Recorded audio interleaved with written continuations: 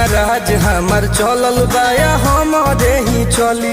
ढेर अइले गइले गुंडा माफिया कतने बाहुबली, केहू के बस के चीज नइखे।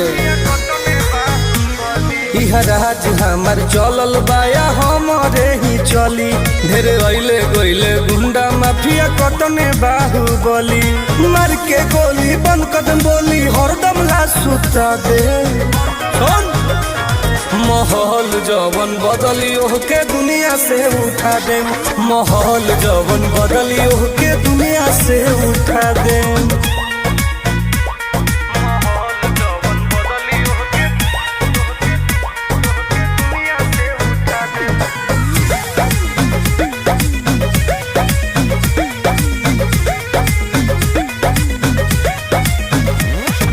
पुलिस प्रशासन सरकार बा